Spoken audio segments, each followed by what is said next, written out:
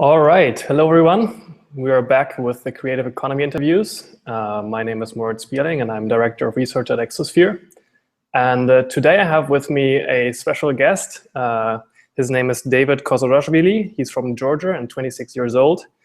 And he's the founder of WiFisher, Potters Inc., and a number of other companies and projects that we're going to go into in a little bit. And I met him actually earlier this year when I was at a Starbucks in Santiago here in Chile, and they closed at 5 on a Saturday afternoon, and it was very strange. And so I was walking outside with my computer around, and this guy was there as well, not knowing how to proceed with finding Wi-Fi.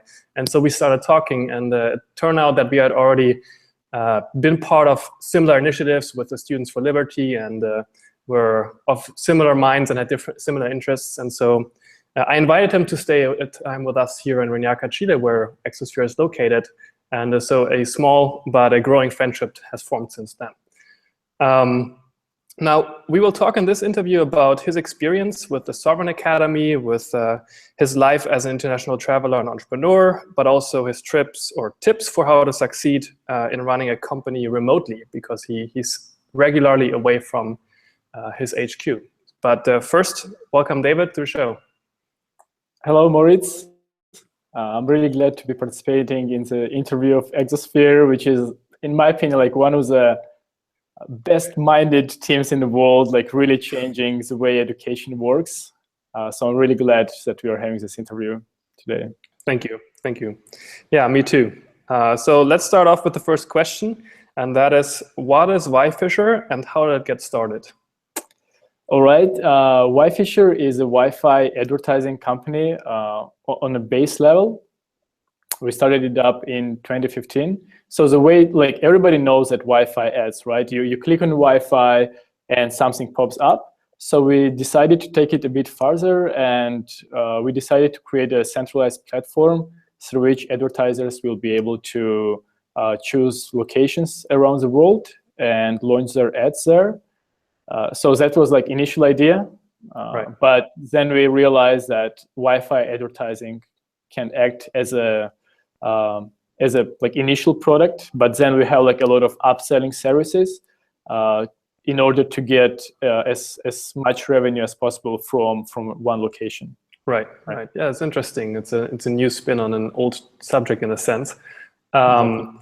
But I know that you quite frequently spin up new projects and come up with new things and work with new people. How does that work? Is it connected to your company Potters, or like how does it work? So I started my first company, Potters, in 2011, and Potters is a digital marketing agency. So we started up like young guys. Like I personally didn't have a clue about technology when we started the company. I just knew that there was a need for basic Facebook apps in small and medium business. So that's like how we started up. Mm-hmm. And then like step by step, we grew to 30 people company, designers, developers, like business team. But at some point I realized that like digital agency cannot really have exponential growth as startups do, right? So there is always like, it's a good business for having passive income, but you cannot really grow it substantially in a matter of a year, right? And that's when I realized that we actually have a good team of developers, of designers, and I had the like kind of open-minded entrepreneurs around me. And I was like, why don't we like try to start our startup, right? Because we have all the needed resources, and I'm kind of interested in that. So that's how we started with like Kickstarter type of charity fund, which is not a business, it's just a charity testing the online platform. Yep. And it succeeded pretty much. We raised around $300,000 US. Wow. Only in Georgia. And Georgia is like a small country, right? It's like 4 million people only. So I was like, damn it! I mean, it's actually working. Yeah, And then there was a story of, we realized that there wasn't platforms that would sell tickets for electronic music, and electronic music is very big in Eastern Europe and in our region as well. So we started up an exclusive webpage for lovers of electronic music with all the events there and selling tickets. That was like our second project, which is still running, and it's cash. Generating revenue. Right. Exactly. And people love it because it has outstanding service and it's niche oriented. And then like the biggest project that I'm involved in right now, like totally, is Wi-Fi company, like WiFisher. And in WiFisher, it's not only advertising, but we have a technology that enables us to, like, starting from advertising, we can end up as being internet providers. We're building these core platforms that enables us to enter many different things, like, on one platform. Yeah. Right. So you basically start with one service, start getting very good at that, and then gradually branch out from there. Yeah, it's the classic war strategy. You establish a beachhead and then build it out. Yes, very good. But this is like we've only heard so far from you, like, being already an entrepreneur, or having already done these things. But how did you get started? How did you kind of get onto that path? Tell us a little bit more about the story of maybe some experiences, maybe some moments in your life where you had to make a decision that if you had done it differently, you would be in a very different place. Like, tell us more about that. Well, like, I can start from childhood, right? So I was raised in 90s in a post-Soviet country like Georgia, like small country, right? And I was living in a capital city, but like in suburbs of capital. And the life there was pretty hard because it was more like a criminal, right? Right. So like, if you would ask me back in that times whether, like, or I wouldn't even imagine that I would be like doing business or going somewhere and traveling. You know, like, life was very, very different from what it is right now. Right. And like all that bad times, I guess, were like pushing me harder to realize what is freedom and what do you actually need to try to, like, get out of the world you are in, right? Because we are usually starting in this like small community. And if we really want to get some freedom, we should be strong enough to be able to exit like the borders of this community. Right. That's, I think, like one of the things in my childhood that I kind of realized that I don't really want to have that kind of life, right? When I'm just closed somewhere. Right. That was, like, I think, one of the first things. And then, like, I was studying, when I was a 7th grade student in my high school, I changed the school. So I started to study physics and mathematics, like in a special school, and I was kind of good at it. That was like the only thing that I liked because I wasn't really like students that was studying a lot. Right. Yeah, and then there was the university where I liked investment management. It was kind of inspiring for me. And then ISAC. Yeah. There Student organization, right? Yeah. There is actually a story why I joined ISAC. Okay. So, like, on my first year at university, I was one of the best students. Like, I was in top 5, I guess. And you know, like, teachers, like lecturers loved me, and like, you know, like, because when you are studying so hard, everybody has kind of sympathy for you, right? Right. And then I guess there was half a year passed of the first year.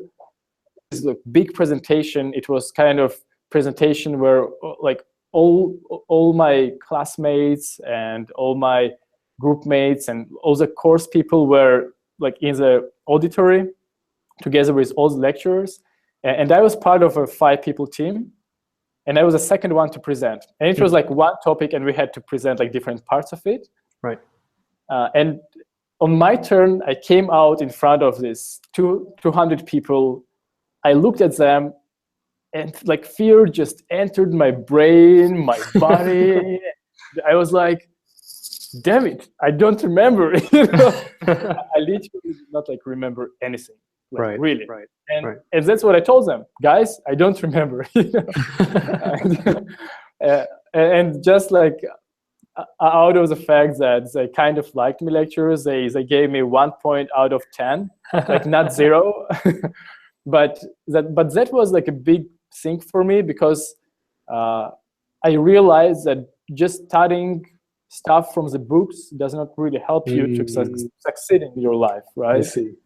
And that was a point when I said, like, I don't really care about subjects that are not interesting for me. So like out of that point, my grades went down. And I started to study only stuff that I was interested in. And majority of my time, like 10 hours a day, I was spending in ISAC, working without any salary, like voluntarily on different projects. And that was exciting. Like doing what? Like I started with an internship, and I went to Romania when I was 18 years old. And I was working there during 4 months in some non-governmental organizations. And then when I came back, I joined ISAC as a staff member. And I started up like literally from giving leaflets at university. You know, like I was just like standing in a hall and, you know, like talking to people and giving the leaflets. You know, I've like done from that before. very. What's that? I've done that before too. And which was kind of cool experience, because like I had a fear of communication, and that was the best thing for me, like standing in a crowd, talking to people that I didn't know. Right, yeah, I remember doing the same thing in our school, where we were collecting money or charity money for the school we had a partnership with in Sri Lanka, or like in India, I don't remember actually. Like I would stand there for like an hour and just be silent, not do anything. And like at some point I had enough courage to actually like, hey, hello, can you talk with me about this? And like slowly get comfortable. And at the end of it, I was screaming at the top of my lungs through the halls, like, hey, people, like, it's kind of interesting. Like it often takes me a long time to kind of warm up and get comfortable with doing something that takes some courage. But once I'm at it, it's like, okay, let's go do it. Exactly. Yeah. Like at the beginning it is hard, but then it gets better. Yeah. Right. So the first step is really important. Interesting.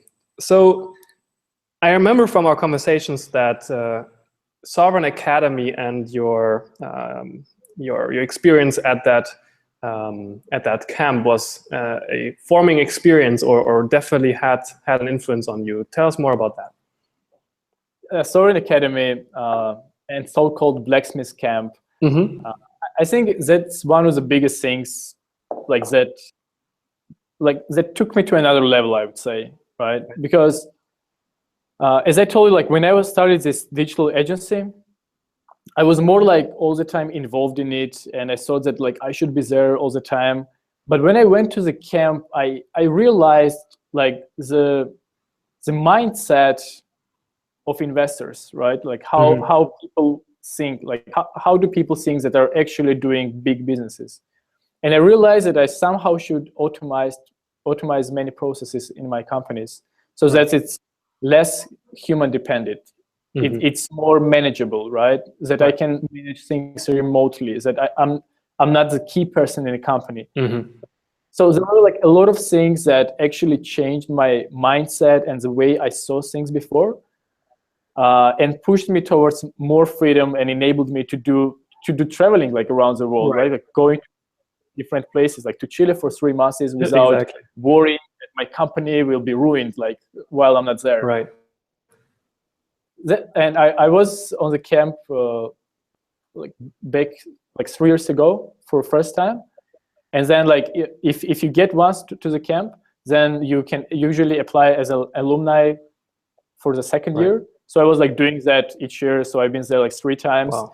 And each time it's just like mind-blowing. You know, you meet a lot of cool people from different industries, from cybersecurity to yoga, you know, like very different like directions. But like all these people are in one place with excellent instructors, and Simon Black sharing his experience together with his friends is like lifetime opportunity, I guess, for youngsters who would like to get some more knowledge on managing business and getting investment. Right. So, and I think there are a lot of people there are from many different places. It's not just like from one country, but from all over Europe and sometimes even the US, right? Like usually, if you take percentage, I don't know, maybe even 20%, or I would say 10% are from US, like all around the world. Like people are coming from Asia, from Europe, from Africa, from Australia. Like I guess this year we had people from all the continents. Yeah. Right. And how does it work? Like you apply, and then how do you do that? What happens? Tell us more. Yeah, sure. It's very simple actually, because yeah, it's pretty simple. You go to the webpage, there is instruction, you can get more information. There is video promo of people who've been there and they're talking about their experience. Mm-hmm. And then there is a deadline till which you should record your video, and you just send it. That's it. There is like no application. And then Simon Black like goes through all the videos by himself, and he selects people. So he spends kind of quite a lot of his time on that, because it's a special thing, I guess, for him. So and that's how like there is a good selection of people coming to the camp. Interesting. Yeah, I can imagine how that would be a very important and powerful experience to like be around people both like older and more experienced than you, but also from very different places, sharing their experience with you, talking, I don't know, probably at night at the campfire or something, and exactly. And sharing ideas. Great. Yeah, I myself had a similar experience, not exactly like this, but quite similar. When I came here to Exosphere for the bootcamp in 2013, no, end of 2014, I also had like my 2 months, actually, it's a lot of time, 8 weeks, with people from all over the world, Argentina, Colombia, the US, all over Europe. And we had also a similar kind of powerful experience where we learned about business, entrepreneurship, how to run a company as well, and even tried building our own project. And so it's definitely a good idea for people your age, my age, or even younger than us to try and find some of these programs or some of these opportunities to get started, to get talking to people, to get the first contact, to get active again, and kind of shake off that passivity mindset, how I think of it, from school, where you basically sit in school the whole time, get talked at and respond in a resting state. You're not actually active, you're not actually doing, you're not actually thinking and learning about the world as you want to and when you want to. So that's definitely interesting. Yeah, exactly. It's like I've been studying at university for 4 years, and I literally have not, like, nobody taught me things that I was getting like during 1 week on the camp. Right.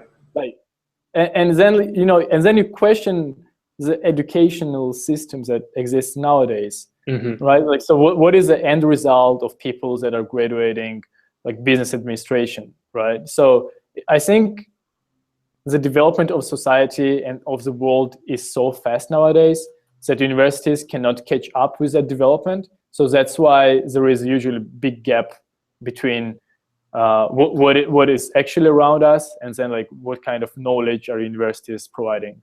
Right, yeah, by the time that you finish your university course of 3 years or even 5 years, God forbid, a master's or something, most of the content is already out of date, or the people who are actually there have never actually run a business. It's kind of funny if you think about it.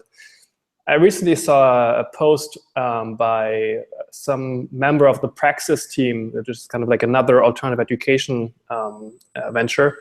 And it said, do you want to run fast? First, find out which credentials you need. Like, to kind of epitomize how stupid the idea is that if you want to do a certain thing, you first have to find out who needs to say about you that you are good for doing that. Like, instead of actually doing the thing, right? Like, instead of actually training, going, running, getting into races, all these things. It really is that stupid.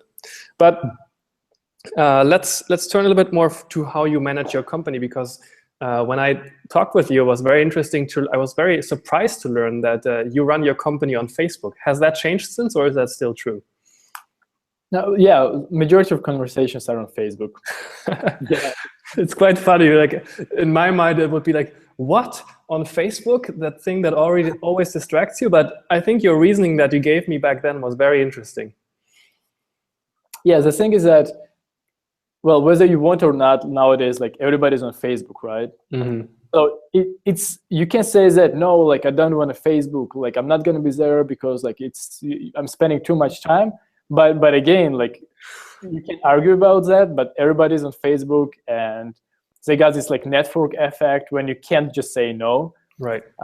And rather than fighting it, I was like, okay, maybe we should just use it for work as well. Right. So like even partners, like our partners, we add all of our as soon as we meet somebody in a big company, we just add them on Facebook and then we write a message, you know? Because we know that they're gonna be on Facebook rather than email, like right. in many times. And then there are groups where we can post and share different things and comment about that. And messages are a quick way to reach people. Right, right. Yeah, I saw that recently Facebook also came out with their Facebook for Work. Are you going to be using that? I actually like tested it out.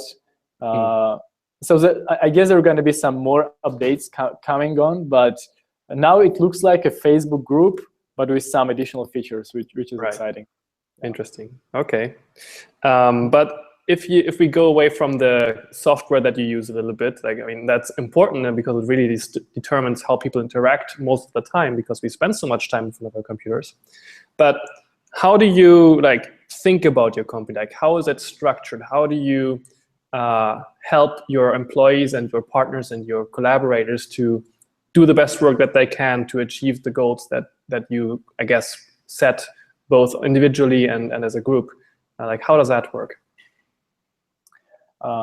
Well, first of all, people, right? So it's always important to have right people around you. Mm-hmm. And selecting people, I think for, like, if you want to manage well company, like selecting people is one of the most important things, because like people are actually what is your company, right? So these are individuals that are running your company with whom you are doing great things. And like, even so we are still, I can't say that we are good in finding people, but like we usually recruit like a lot of people, and then like a lot of people can't find a place in our company because sometimes it's more of a, like, not a chaos, but we are expecting people to find like job by themselves. Like we are saying that, okay, we want that, like that's what is our goal. And it's clear who should deliver what. Mm-hmm. But then like we are not expecting somebody to coming over and asking us, okay, what is my JD? Like write for me, like what should I be doing today? You know, And there are like quite a lot of people that are doing like that. So we are usually more of like finding people with initiatives who know that they should achieve like this concrete result.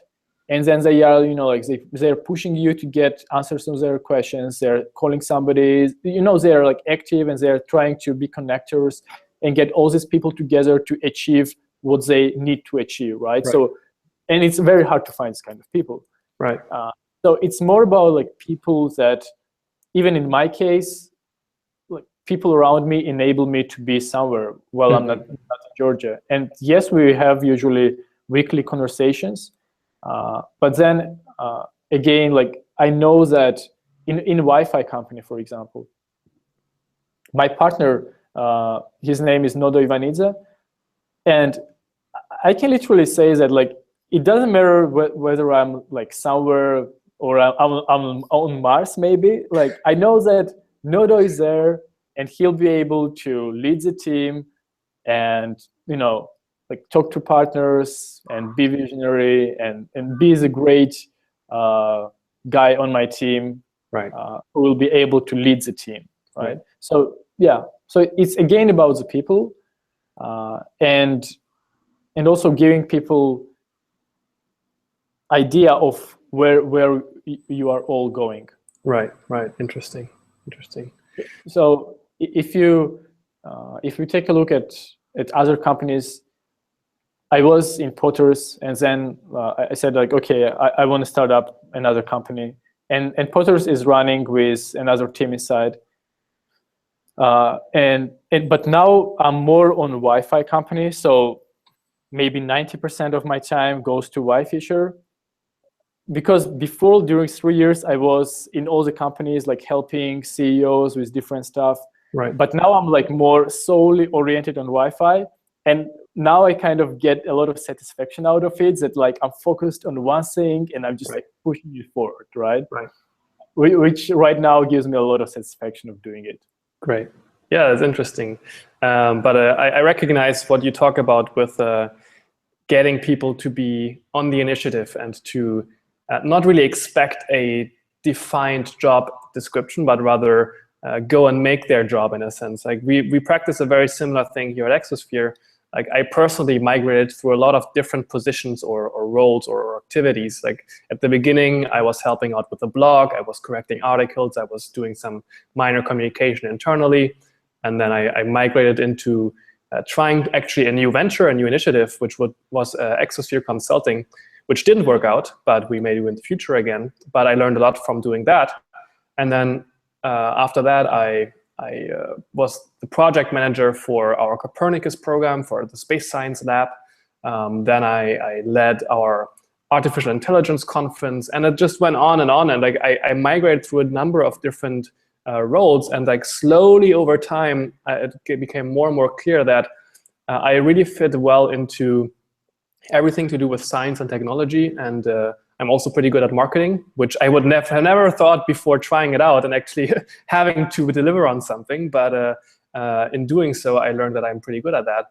And so now my role is that of the director of research, which curiously enough doesn't really involve much research right now, but it kind of helps. I kind of help all the other people in the company to deliver on their objectives, to help them create documents that need a lot of thought, a lot of polish.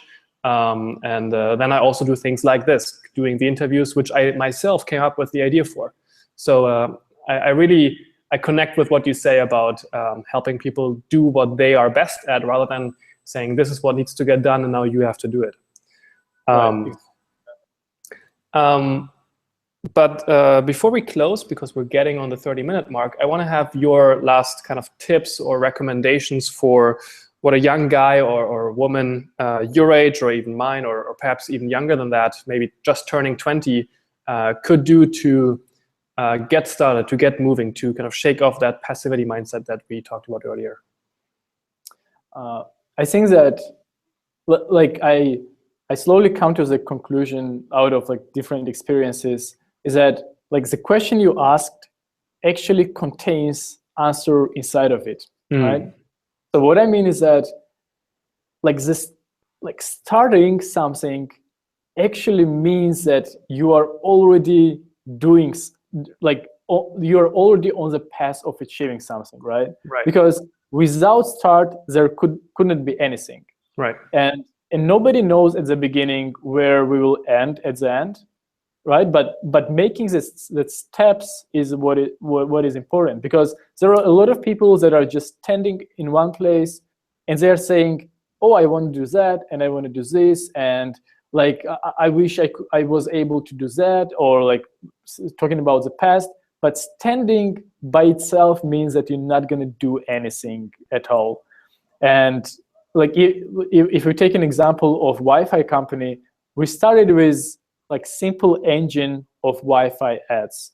So we made a first step and we went to the market and we talked to different clients. And then like those clients gave us a lot of ideas what else we can be doing in this industry. And we saw like much bigger horizon in front of us, full of opportunities. So that's why I think that the starting by itself means that you're gonna go, if you keep moving, you're gonna go to success, because you see more and more opportunities on your way, and people who are standing, who haven't taken this path, not gonna see all these opportunities. And you are the one who made the steps. So you are the one who sees that. It's we can make an analogy with going up a hill, right? Up the hill, and imagine that everybody is on one level on the ground, and then somebody is starting to climb the hill, and everybody's saying, "Oh, you're stupid! Like, why are you doing that? It's risky. Like, you're gonna break your leg, blah blah." You know, like all that stuff. And then, but you kind of believe that there is something very cool on the top of the hill, and you keep climbing. But then, like, sometimes you climb up the hill, and you don't find anything. And then, like, again, everybody's around. Oh, you like, we were telling you, you're gonna fail. There is nothing, right? But the main thing is that you climb the hill, and now you see much bigger horizon in front of you rather than all the people who are down there, right? So that's like the biggest thing. Even if you fail, even if your business did not work, you probably on the way, you're gonna see this huge horizon full of other opportunities that nobody sees. Right, and we live in such prosperous times that even if you do fail, you're probably never going to have to go hungry or thirsty. I mean, that's kind of what I come back to, like kind of that stoic mindset of, okay, like my baseline is kind of secured. I have a family, I have friends, I can jump on somebody's couch and sleep there if I need to, but like, why not take risks and hope that something good comes out of it and learn on the way. Yeah. But yeah, okay. Thanks for the interview, David. Thanks a lot. First, lastly, tell people how they can reach you if they want to get in touch with you, and then we're good. So my email is david@wifisher.com. I'm also on Facebook, as we said. Like, everybody had him on Facebook. Everything, no problems. I mean, you know, it's like a platform for conversations. So my surname, David Khosroshvili. So either email, Facebook, like, yeah, perfect. As you wish. All right, and his websites are WiFisher.com and potters.ge, and I think there are more, but that's about it. So thanks for watching, everyone, and I will see you next week with Nathan Barfields. Goodbye. Bye-bye.